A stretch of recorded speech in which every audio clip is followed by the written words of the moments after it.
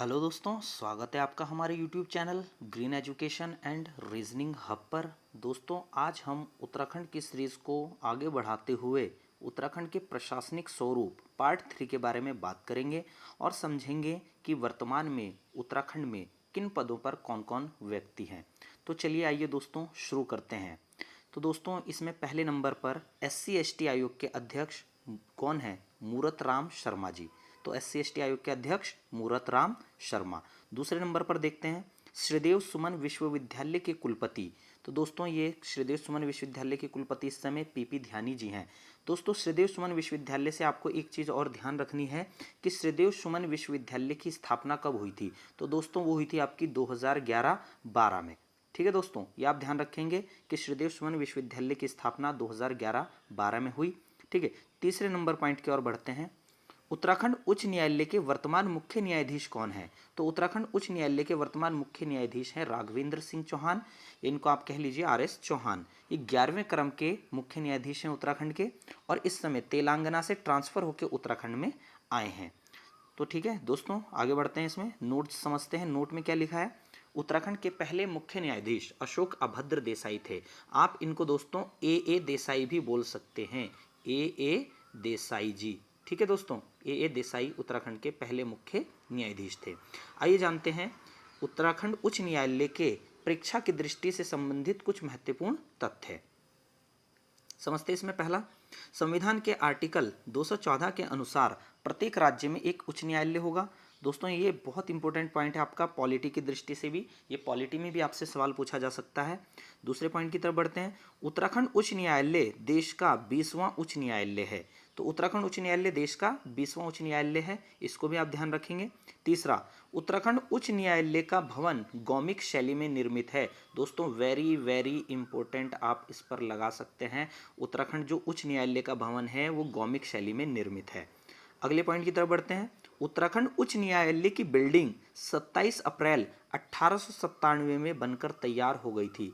दोस्तों, दरअसल यहाँ थोड़ी मिस प्रिंटिंग हो गई है। ये 27 अप्रैल 1897 में बिल्डिंग बनकर तैयार नहीं हुई थी, बल्कि 27 अप्रैल 1897 में इस बिल्डिंग की नींव पड़ी थी। बिल्डिंग जो बनकर के तैयार हुई वो सन 1900 में बनकर तैयार हुई थी। क्योंकि अगर आप उत्तराखंड उच्च न्यायालय की ऑफिशियल वेबसाइट पर जाकर देखेंगे तो वहाँ उत्तराखंड उच्च न्यायालय की बिल्डिंग को बताया गया है कि ये जो बिल्डिंग बनी थी 1900 में बनी थी।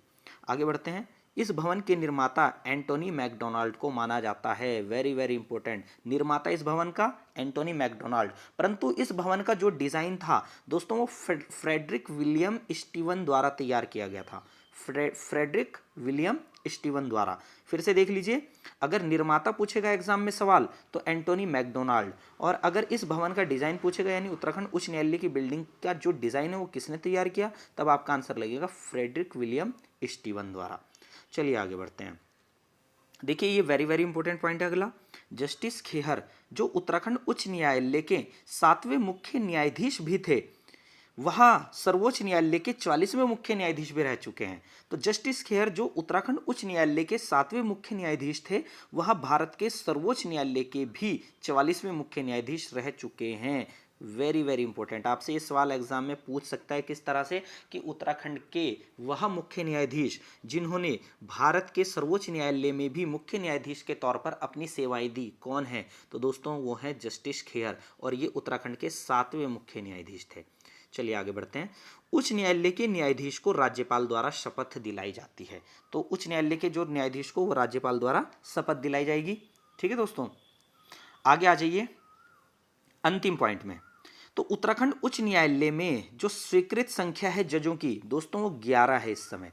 मतलब उत्तराखंड उच्च न्यायालय में 11 जज हो सकते हैं, परंतु अभी यहाँ 9 ही जज हैं। ठीक है, क्योंकि नैनीताल हाईकोर्ट के वरिष्ठ न्यायाधीश सुधांशु धुलिया के गुवाहाटी हाईकोर्ट के मुख्य न्यायाधीश बनने के बाद और मार्च 2021 में रिटायर्ड होने वाले न्यायाधीश लोकपाल सिंह के बाद अब हाईकोर्ट में केवल 9 ही जज हैं। तो इस समय जो स्वीकृत पदों की संख्या है वो तो 11 है, परंतु हाईकोर्ट में इस समय जो हैं केवल 9 ही जज हैं उत्तराखंड उच्च न्यायालय में। उत्तराखंड उच्च न्यायालय जो है आपको पता है हमारा नैनीताल में है। अगर ये नहीं लिखा गया है तो आप इसको नोट कर लें। ठीक है दोस्तों, तो चलिए आगे बढ़ते हैं चौथे नंबर पर। उत्तराखंड उच्च न्यायालय के वर्तमान रजिस्ट्रार जनरल, तो दोस्तों यह है आपके धनंजय चतुर्वेदी। तो धनंजय चतुर्वेदी इस समय उत्तराखंड उच्च न्यायालय के वर्तमान रजिस्ट्रार जनरल हैं। अब देखिए इसमें नोट, उत्तराखंड उच्च न्यायालय के पहले रजिस्ट्रार जनरल GCS रावत थे। तो GCS रावत उत्तराखंड उच्च न्यायालय के पहले रजिस्ट्रार जनरल थे। आगे आइए 5वें नंबर पॉइंट की तरफ। उत्तराखंड अल्पसंख्यक आयोग के अध्यक्ष, दोस्तों RK Jain, very very important, कई बार आपसे एग्जाम में ये सवाल पूछा भी गया है और आगे भी पूछे जाने की पूरी संभावना है। तो देख लेते हैं परीक्षा की दृष्टि से कुछ महत्वपूर्ण तथ्य जो कि अल्पसंख्यक आयोग से जुड़े हुए होंगे। तो देखिए 22 मई 2003 को उत्तराखंड अल्पसंख्यक आयोग का गठन किया गया था। तो इसको डेट को आप ध्यान रखेंगे, 22 मई 2003 को उत्तराखंड अल्पसंख्यक आयोग का गठन किया गया था। इस आयोग में एक अध्यक्ष, 2 उपाध्यक्ष, और ये 2 उपाध्यक्ष वर्तमान में कौन है? मजहर नईम नवाब और इकबाल सिंह, और 9 अन्य सदस्य होते हैं। यानी इस आयोग में जो सदस्यों की संख्या हो गई दोस्तों, वो कितनी हो गई? एक अध्यक्ष हो गया, 2 उपाध्यक्ष हो गए और 9 अन्य सदस्य हो गए। तो इस प्रकार ये संख्या हो जाती है टोटल आपकी 12। इस आयोग में जो सदस्यों की कुल संख्या है वो 12 होती है। ठीक है, आगे बढ़ते हैं, चलिए छठे पॉइंट की ओर या छठे नंबर की ओर। वर्तमान पुलिस महानिदेशक DGP इस समय अशोक कुमार हैं और ये उत्तराखंड में 11वें क्रम के यानी 11वें नंबर के आपके DGP हैं। तो इनको भी आप ध्यान रखना, और ये भी ध्यान रखना उत्तराखंड के पहले DGP अशोक कांत शरण थे। ठीक है दोस्तों, वेरी वेरी इंपॉर्टेंट है। चलिए देख लेते हैं परीक्षा की दृष्टि से कुछ महत्वपूर्ण तथ्य। पुलिस विभाग में सबसे बड़ा पद डायरेक्टर जनरल ऑफ पुलिस यानी DGP का होता है। ये IPS रैंक के अधिकारी होते हैं दोस्तों, जो UPSC की सिविल सर्विसेज परीक्षा को पास करके बनते हैं। अब देखिए वेरी वेरी इंपॉर्टेंट, खाकी में इंसान और challenges to internal security DIG Ashok Kumar की बेहद प्रसिद्ध पुस्तक रही है। ये दोनों पुस्तकों को आप ध्यान रखना है, अगर एग्जाम में पूछेगा तो आप इनका आंसर मार लेंगे। खाकी में इंसान और चैलेंजेस टू इंटरनल सिक्योरिटी, ये आपकी DIG अशोक कुमार की पुस्तकें रही हैं जो कि इन्होंने लिखी है अपने स्तर से। चलिए आगे बढ़ते हैं 7वें पॉइंट की ओर। इस समय मुख्य सूचना आयुक्त कौन है हमारे? तो इस समय अगर मुख्य सूचना आयुक्त आएंगे तो इस समय मुख्य सूचना आयुक्त का पद जो है शत्रुघ्न सिंह ने सौंप दिया था JP मंगई को, क्योंकि दोस्तों इन्होंने अपने पद पर इस्तीफा दे दिया 18 मई 2011 को। अपने पद से इस्तीफा देकर इन्होंने फिलहाल अपना कार्यभार JP मंगई को सौंप दिया है। अभी शत्रुघ्न सिंह का 6 महीने का कार्यकाल और बचा था। ये उत्तराखंड के 13वें सचिव थे। तो अगर उत्तराखंड की बात करेंगे तो मुख्य सूचना आयुक्त में वर्तमान में जो पद पर बने हुए हैं कौन है? वो JP मंगई हैं, और ये कार्यकारी मुख्य सूचना आयुक्त के तौर पर अभी फिलहाल कार्य कर रहे हैं। ठीक है दोस्तों, तो चलिए आगे बढ़ते हैं, इसमें नोट समझते हैं। RS टोलिया उत्तराखंड के प्रथम मुख्य सूचना आयुक्त थे। जो RS टोलिया जी थे वो उत्तराखंड के प्रथम मुख्य सूचना आयुक्त थे। और वर्तमान मुख्य सूचना आयुक्त, तो इस समय मुख्य सूचना आयुक्त में JP मंगई को कार्यकारी सूचना आयुक्त के तौर पर जो पद सौंपा गया है, किसके द्वारा? शत्रुघ्न सिंह के द्वारा, क्योंकि इन्होंने 18 मई 2021 को इस्तीफा दे दिया। चलिए आगे बढ़ते हैं, परीक्षा की दृष्टि से कुछ महत्वपूर्ण तथ्य समझते हैं इस पद के बारे में। तो दोस्तों राज्य सूचना आयुक्त अपने पद पर 5 वर्ष या जब तक वे 65 वर्ष की आयु पूरी ना कर ले अपने पद पर बने रह सकते हैं। तो मुख्य सूचना आयुक्त क्या है दोस्तों? राज्य सूचना आयुक्त क्या है दोस्तों? अपने पद पर 5 वर्ष तक या 65 वर्ष की उम्र तक बने रह सकते हैं। दूसरा पॉइंट देखते हैं, राज्य सूचना आयुक्त की नियुक्ति राज्य के मुख्यमंत्री की अध्यक्षता में एक समिति की सिफारिश के आधार पर राज्यपाल द्वारा की जाती है। तो दोस्तों कई किताबों में आपको लिखा दिखेगा कि जो राज्य सूचना आयुक्त है उसकी जो ज्वाइनिंग की जाती है, उसकी जो नियुक्ति की जाती है वो राज्यपाल द्वारा की जाती है, परंतु दोस्तों मुख्यमंत्री की अध्यक्षता में एक समिति की सिफारिश के आधार पर राज्यपाल करता है। तो ठीक है, ये बिल्कुल सही उत्तर है आपका। चलिए आगे बढ़ते हैं। सूचना का अधिकार कानून के तहत मुख्य सूचना आयुक्त के साथ इस संस्था में कुल 10 सूचना आयुक्त हो सकते हैं। हालांकि राज्यों के अनुसार ये संख्या अलग अलग हो सकती है, संख्या बिल्कुल। ठीक है, तो आप इसके बारे में जानिए कि राज्यों के अनुसार ये संख्या अलग अलग हो सकती है। चलिए आइए तीसरे अंतिम पॉइंट की ओर।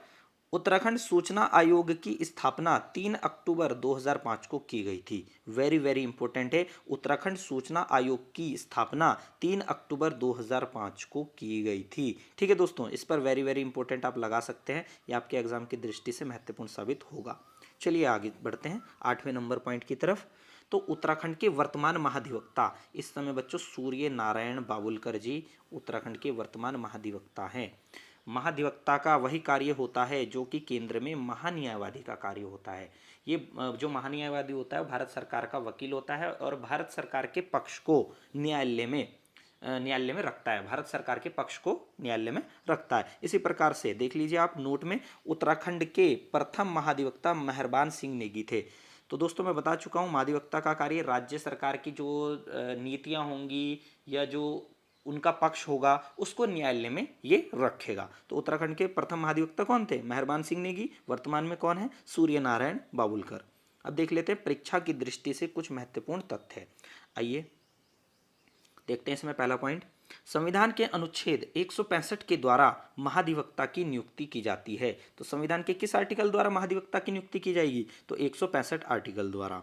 ठीक है, अब देखते हैं दूसरा पॉइंट, यह राज्य सरकार के वकील के तौर पर कार्य करता है। केंद्र में यही कार्य महान्यायवादी का होता है, जो कि मैं भी आपको ऊपर भी एक्सप्लेन कर चुका हूं।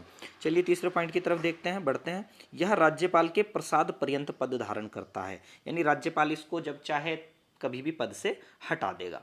ठीक है, ज्वाइनिंग भी वही करवाएगा इसकी। चलिए आगे बढ़ते हैं 9वें पॉइंट की ओर।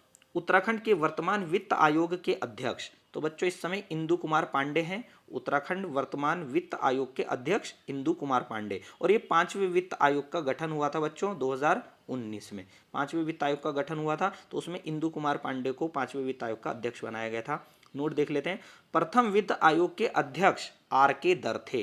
प्रथम वित्त आयोग के अध्यक्ष कौन थे? R.K. दर। तो इसको भी आप ध्यान रखेंगे। आइए जानते हैं परीक्षा की दृष्टि से कुछ महत्वपूर्ण तथ्य। तो इसमें देख लेते हैं पहला, भारतीय संविधान के अनुच्छेद 243 और 243 में आयोग के गठन के लिए दी गई व्यवस्था अनुसार राज्य वित्त आयोगों का गठन प्रत्येक 5 वर्ष पर संबंधित राज्य के राज्यपाल द्वारा किया जाता है। तो दोस्तों आपको ये 243 और 243 पढ़ने की जरूरत नहीं है, आप सिर्फ आर्टिकल 243 के तहत ध्यान रखेंगे कि वित्त आयोग के गठन का प्रावधान है राज्यों के लिए, आर्टिकल 243 के तहत। आगे देखते हैं, राज्य वित्त आयोग का जो प्रमुख कार्य होता है वो पंचायतों तथा नगर पालिकाओं की वित्तीय स्थिति की समीक्षा करना होता है। ठीक है, राज्य वित्त आयोग का जो कार्य होता है पंचायतों तथा नगर पालिकाओं की वित्तीय स्थिति की समीक्षा करना होता है। वैसे इसका कार्य जो केंद्र सरकार और राज्य सरकार के बीच समन्वय स्थापित करना भी होता है, तो वो अलग चीज़ है। अब देखते हैं आगे पॉइंट, अगले पॉइंट की तरफ, 10वें पॉइंट की तरफ बढ़ते हैं। तो वर्तमान मुख्य सचिव कौन है इस समय? तो ओम प्रकाश हैं, और ये 16वें मुख्य सचिव बने हैं। तो और इसी क्रम में उत्तराखंड के पहले मुख्य सचिव कौन थे? अजय विक्रम सिंह। तो ये भी आप ध्यान रखेंगे, अजय विक्रम सिंह उत्तराखंड के पहले मुख्य सचिव थे। चलिए दोस्तों आगे बढ़ते हैं, देखते हैं इसमें परीक्षा की दृष्टि से कुछ महत्वपूर्ण तथ्य। तो परीक्षा की दृष्टि से कुछ महत्वपूर्ण तथ्य में पहला पॉइंट है, मुख्य सचिव का पद सर्वप्रथम 1799 में लॉर्ड वेलेजली ने निर्मित किया था। तो मुख्य सचिव का पद भारत के अंदर कहाँ से आया? तो 1799 में ये पद सृजित किया था, 1799 में लॉर्ड वेलेजली ने। यह सचिवालय का शासकीय प्रधान होता है। राज्य के प्रशासनिक पदानुक्रम में मुख्य सचिव सबसे ऊपर होता है। तो बच्चों इसको आप ध्यान रखें। ठीक है, चलिए आगे बढ़ते हैं 11वें पॉइंट की ओर। उत्तराखंड के मुख्य निर्वाचन आयुक्त, तो इस समय उत्तराखंड के मुख्य निर्वाचन आयुक्त है चंद्रशेखर भट्ट। अब देख लेते हैं नोट इधर चला गया ये। ठीक है, तो आइए देखते हैं, उत्तराखंड के पहले मुख्य निर्वाचन आयुक्त दुर्गेश जोशी थे। इसको भी आप ध्यान रखें। आइए जानते हैं परीक्षा की दृष्टि से कुछ महत्वपूर्ण तथ्य जो कि मुख्य निर्वाचन आयुक्त से संबंधित होंगे। चलिए आइए पहला पॉइंट देखते हैं इसमें, राज्य निर्वाचन आयोग की स्थापना 30 जुलाई 2000 को हुई। तो उत्तराखंड राज्य निर्वाचन आयोग की स्थापना कब हुई बच्चों? ध्यान रखना इसको, 30 जुलाई 2001 को। अगला पॉइंट, संविधान के आर्टिकल 243 के अनुसार प्रत्येक राज्य में निर्वाचन आयोग का गठन किया जाएगा। तो इसको भी आप ध्यान रखेंगे। अगला पॉइंट देखते हैं, राज्य निर्वाचन आयुक्त के सदस्यों की नियुक्ति राज्यपाल द्वारा की जाती है। ये भी आप ध्यान रखना। इनका कार्यकाल 5 वर्ष तथा 65 वर्ष जो भी पहले हो वो होता है। ठीक है, यानी 5 वर्ष पूरा कर लें कार्यकाल या 65 वर्ष की उम्र हो गई तो ये रिटायरमेंट पा जाते हैं। आगे देखते हैं, पंचायती राज संस्थाओं के चुनाव को संपन्न कराना इनका मुख्य कार्य है, और आयोग में एक अध्यक्ष और 2 अन्य सदस्य होते हैं। ये भी आप ध्यान रखेंगे। चलिए आगे बढ़ते हैं पॉइंट नंबर 12 की तरफ। तो देखते हैं इसमें वर्तमान विधानसभा अध्यक्ष हमारे कौन है, तो वो प्रेमचंद अग्रवाल हैं। ऋषिकेश से निर्वाचित है दोस्तों, ये ध्यान रखें आप, वर्तमान विधानसभा अध्यक्ष प्रेमचंद अग्रवाल। आइए नोट देख लेते हैं। उत्तराखंड विधानसभा के पहले अध्यक्ष प्रकाश पंत जी 2000 से 2002 के बीच थे, जबकि निर्वाचित विधानसभा के पहले अध्यक्ष यशपाल आर्या जी थे 2002 से 2007 तक। तो आप जानते हैं कि उत्तराखंड में पहले आम चुनाव हुए थे वो 2002 में हुए थे। तो अगर निर्वाचित पूछेगा तो यशपाल आर्य, और वैसे ही पूछेगा मनोनीत पूछेगा तो प्रकाश पंत पहले विधानसभा के अध्यक्ष रह चुके हैं। चलिए आगे बढ़ते हैं पॉइंट नंबर 13 की तरफ। वर्तमान में उत्तराखंड राज्य महिला आयोग के अध्यक्ष कौन है, तो ये हैं विजया बड़थवाल जी, ठीक है। और राज्य महिला आयोग के पहले अध्यक्ष कौन थी, तो अध्यक्ष संतोष चौहान जी थी। तो इसको भी आप ध्यान रखें। आगे बढ़ते हैं पॉइंट नंबर 14 की तरफ। वर्तमान उत्तराखंड लोक सेवा आयोग के अध्यक्ष ये आनंद सिंह रावत जी हैं। तो वर्तमान उत्तराखंड लोक सेवा आयोग का मुख्यालय आपका हरिद्वार में, आपको पता है। तो अध्यक्ष कौन है इस समय, आनंद सिंह रावत। और नोट में देखिए लोक सेवा आयोग के पहले अध्यक्ष एनपी नवानी थे, सबको पता होगा, ये भी इंपॉर्टेंट है, वेरी वेरी, आया भी एग्जाम में। अब देख लेते हैं परीक्षा की दृष्टि से कुछ महत्वपूर्ण तथ्य। तो पहला तथ्य है आपका उत्तराखंड लोक सेवा आयोग का मुख्यालय हरिद्वार में स्थित है। दूसरा पॉइंट देखते हैं इसमें, अनुच्छेद 315(1) के अनुसार प्रत्येक राज्य में लोक सेवा आयोग के गठन का प्रावधान किया गया है। अनुच्छेद 315(1) के अनुसार प्रत्येक राज्य में लोक सेवा आयोग के गठन का प्रावधान है। अब इसमें देख लेते हैं अगला पॉइंट, आयोग के अध्यक्ष व सदस्यों का कार्यकाल 6 वर्ष या 62 वर्ष की आयु जो पहले पूर्ण हो निर्धारित किया गया है। तो आयोग के अध्यक्ष और सदस्यों का कार्यकाल या तो 6 वर्ष में वो रिटायरमेंट पा जाते हैं, 6 वर्ष का कार्यकाल पूरा कर लिया हो, या उन्होंने 62 वर्ष की उम्र को प्राप्त कर लिया हो, तो ये रिटायरमेंट पा जाएंगे। चलिए आगे बढ़ते हैं। राज्य लोक सेवा आयोग के अध्यक्ष व सदस्यों की नियुक्ति राज्यपाल द्वारा की जाती है, परंतु उन्हें पद से राष्ट्रपति द्वारा हटाया जा सकता है। तो दोस्तों ये भी वेरी वेरी इंपॉर्टेंट पॉइंट है, तो आप इसको देखिए ध्यान से। राज्य लोक सेवा आयोग के अध्यक्ष और सदस्यों की नियुक्ति राज्यपाल करता है, परंतु से उन्हें पद से कौन हटाता है, तो वो आपका राष्ट्रपति हटाता है। ठीक है दोस्तों, चलिए इसमें बढ़ते हैं आगे 15वें पॉइंट की ओर। UKSSC आयोग के वर्तमान अध्यक्ष तो सभी जानते हैं एस राजू जी हैं, UKSSC आयोग के अध्यक्ष एस राजू। और UKSSC आयोग के वर्तमान सचिव संतोष बड़ौनी, इनके बारे में भी सब भली भांति परिचित हैं। आइए जानते हैं, नोट पढ़ते हैं नोट के बारे में। UKSSC आयोग के पहले अध्यक्ष RBS रावत थे। ये 2013 में ये आयोग गठित हुआ था बच्चों, इसको आप ध्यान रखना। UKSSC आयोग 2013 में गठित हुआ था, और जो इसके पहले अध्यक्ष थे वो RBS रावत थे। फिर किन्हीं कारणों के चलते इन्होंने इस्तीफा दे दिया था, और अध्यक्ष बने थे उस समय फिर एस राजू। चलिए आगे बढ़ते हैं इसमें 17वें पॉइंट की ओर। वर्तमान कुमाऊं कमिश्नर या आप कह लीजिए कुमाऊं आयुक्त कौन है, तो इस समय वर्तमान कुमाऊं कमिश्नर है आपके अरविंद हायांकी, और गढ़वाल कमिश्नर तो वो रविनाथ रमन। ये दोनों आप ध्यान रखें, वेरी वेरी इंपॉर्टेंट पॉइंट। ठीक है, चलिए आगे बढ़ते हैं 19वें पॉइंट की ओर। वर्तमान में उत्तराखंड मानवाधिकार आयोग के अध्यक्ष कौन है, तो उत्तराखंड में वर्तमान मानवाधिकार आयोग के अध्यक्ष विजय कुमार बिष्ट जी हैं। तो इसमें नोट देख लेते हैं, उत्तराखंड के प्रथम मानवाधिकार आयोग के अध्यक्ष विजेंद्र जैन थे। वर्तमान के कौन है, विजय कुमार बिष्ट, और पहले कौन थे, तो विजेंद्र जैन। अब देख लेते हैं इसमें नोट क्या बोलता है। तो उत्तराखंड के उत्तराखंड मानवाधिकार आयोग का गठन 19 जुलाई 2011 को हुआ। ठीक है बच्चों, आगे बढ़ते हैं 20वें पॉइंट की ओर। राज्य पलायन आयोग के वर्तमान अध्यक्ष, तो जो राज्य पलायन आयोग गठित किया गया था बच्चों 2017 में प्रदेश सरकार द्वारा ये गठित किया गया था, और इसका जो अध्यक्ष होता है वो मुख्यमंत्री होता है। तो इस समय तीरथ सिंह रावत मुख्यमंत्री हैं, तो राज्य पलायन आयोग के वर्तमान अध्यक्ष हो जाएंगे तीरथ सिंह रावत। तो 2017 में प्रदेश सरकार ने उत्तराखंड ग्राम्य विकास एवं पलायन आयोग का गठन किया।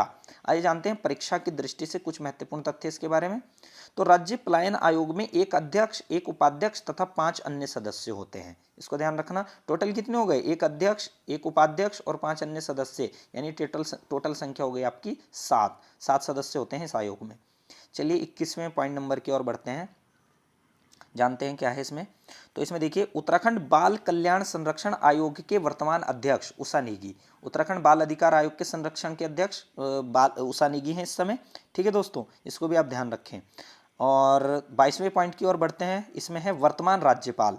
तो बच्चों सबको पता है बेबी रानी मौर्य। ठीक है, 7वीं राज्यपाल हैं ये उत्तराखंड की, और महिलाओं में इनका क्रम है दूसरा। अब नोट में समझ लेते हैं। उत्तराखंड के पहले राज्यपाल कौन थे? सुरजीत सिंह बरनाला। उसके बाद सुदर्शन अग्रवाल, इनका सबसे बड़ा कार्यकाल रहा है बच्चों अभी तक। तीसरे नंबर पर BL जोशी, ठीक है, BL जोशी यानी बनवारी लाल जोशी, और इनका सबसे छोटा कार्यकाल रहा है अब तक।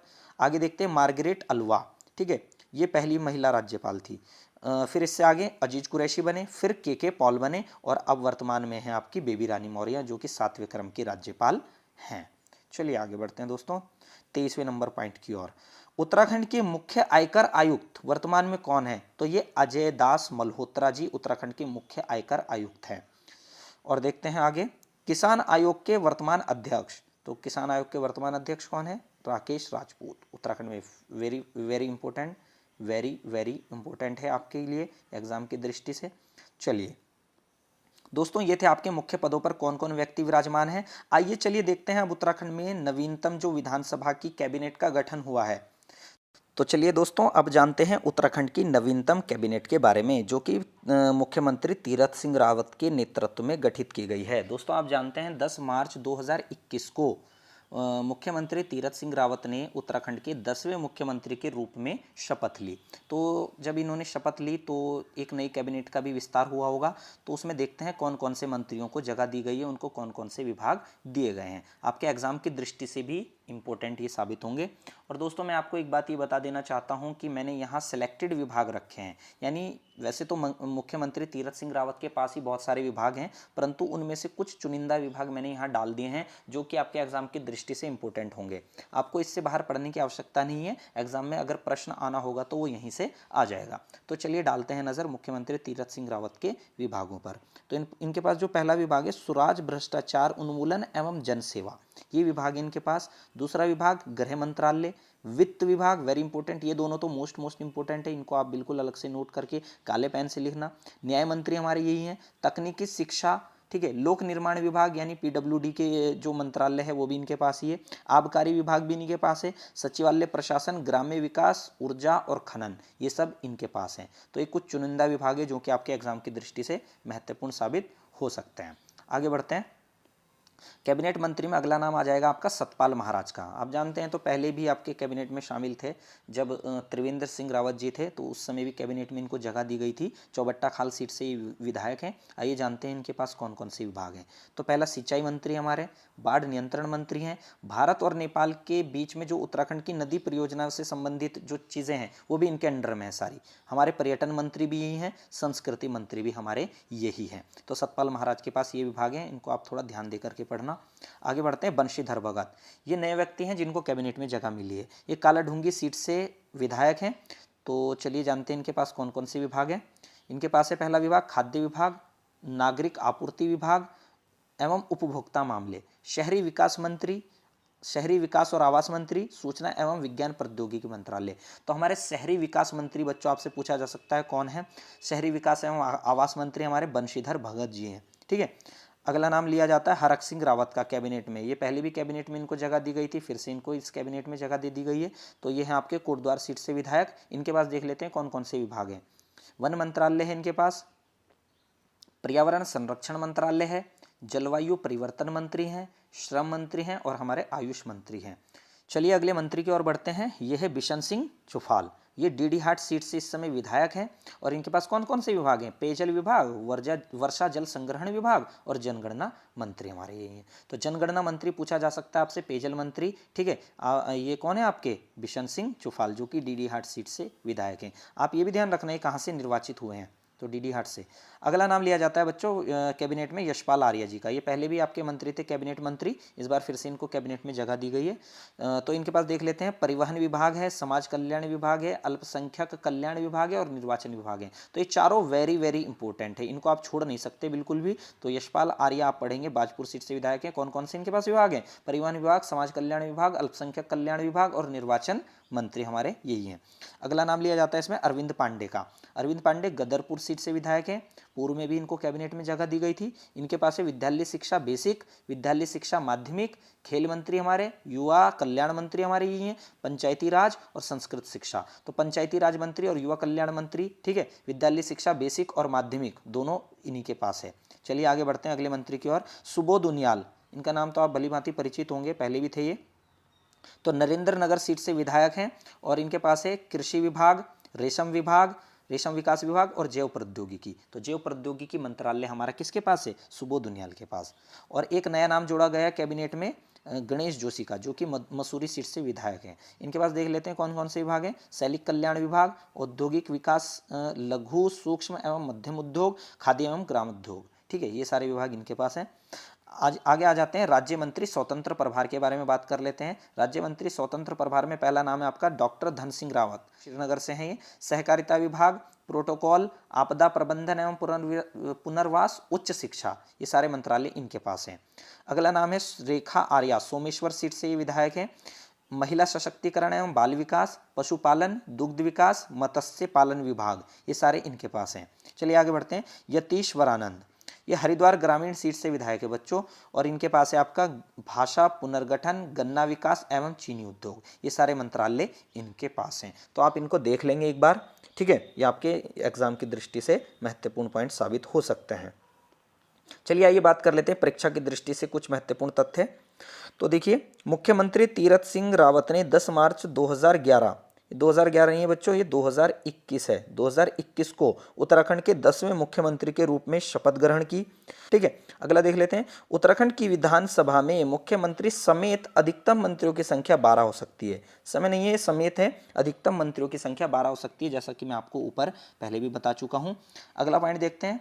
आर्टिकल 164 के तहत मुख्यमंत्री की नियुक्ति राज्यपाल करेगा। संविधान के आर्टिकल 164 में ये बात कही गई है कि मुख्यमंत्री की जो नियुक्ति करेगा वो राज्यपाल करेगा। देख लेते हैं लास्ट पॉइंट। उत्तराखंड की विधानसभा में 6 महिला सदस्य थी, ठीक है, परंतु इंदिरा हृदय जोशी, अभी परसों ही इनका निधन हो गया, परंतु इंदिरा हृदय जोशी हल्द्वानी सीट से निर्वाचित थी, का निधन होने से अब यह सदस्य संख्या 5 रह गई है।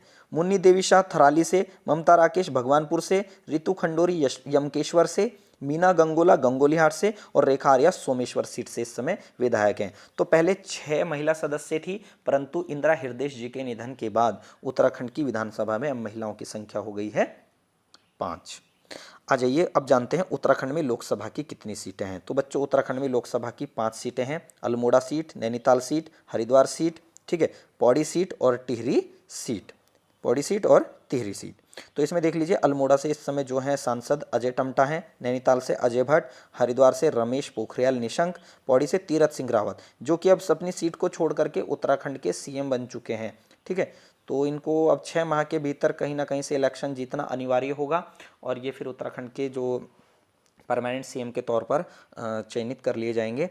और इन्होंने जो सीट छोड़ी है इस पर फिर से उपचुनाव होगा और इसी तरह से इंदिरा हृदय वाली सीट पर भी उपचुनाव होगा। बच्चों, जानते हैं अब उत्तराखंड में राज्यसभा की कितनी सीटें हैं। तो राज्यसभा की बच्चों 3 सीटें हैं और वो 3 सीटों के नाम यहाँ कौन कौन हैं। तो प्रदीप टमटा, अनिल बलूनी और नरेश बंसल। तो दोस्तों, आज हमने देखा उत्तराखंड के प्रशासनिक स्वरूप पार्ट 3 के बारे में और जाना यहाँ प्रमुख पदाधिकारी कौन कौन से पदों पर विराजमान हैं। उत्तराखंड के प्रशासनिक स्वरूप से संबंधित पार्ट 1 और पार्ट 2 की वीडियोस हम अपने यूट्यूब चैनल पर पहले ही अपलोड कर चुके हैं।